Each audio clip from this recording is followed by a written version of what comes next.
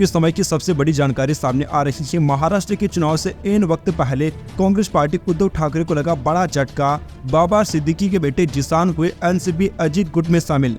बांद्रा पूर्व से लड़ेंगे चुनाव, कहा शिवसेना उद्धव और कांग्रेस की फितरत में ही धोखा। महाराष्ट्र में विधानसभा चुनाव से पहले उठापटक का दौर जारी है। बाबा सिद्दीकी के बेटे जिसान 25 अक्टूबर को कांग्रेस छोड़कर एनसीपी में शामिल हो गए। शुक्रवार सुबह एनसीपी अजीत गुट के ऑफिस में जिसान ने पार्टी की औपचारिक सदस्यता ली। इसके बाद एनसीपी अजीत गुट ने महाराष्ट्र विधानसभा चुनाव 2024 के लिए कैंडिडेट्स की दूसरी लिस्ट जारी की। पार्टी ने जिसान को बांद्रा पूर्व से उम्मीदवार बनाया है। जिसान 2019 में कांग्रेस के टिकट पर विधायक बने थे। एनसीपी ज्वाइन करने के बाद जिसान ने कहा कि यहाँ मेरे और परिवार के भावुक पल हैं। मैं बांद्रा पूर्व से नामांकन भरूंगा। विश्वास है कि मुझे लोगों को प्यार और भरोसा मिलेगा।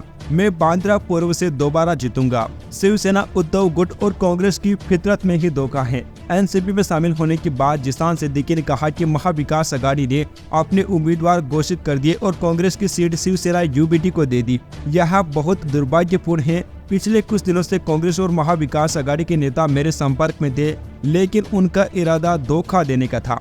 उस मुश्किल समय में अजित पवार और एनसीपी ने मुझ पर भरोसा जताया। यह मेरे पिता का अधूरा सपना था कि हमें यह सीट फिर से जीतनी है और लोगों के अधिकारों के लिए लड़ना है। इसके लिए लड़ते हुए उनकी हत्या कर दी गई। उनका खून मेरे रगों में बहता है और मैं उनकी लड़ाई लड़ूंगा। इधर एनसीपी ने महाराष्ट्र चुनाव के लिए अपने उम्मीदवारों की दूसरी लिस्ट भी जारी कर दी है। इसमें 7 नाम हैं, जिसमें जिसान का नाम भी शामिल है।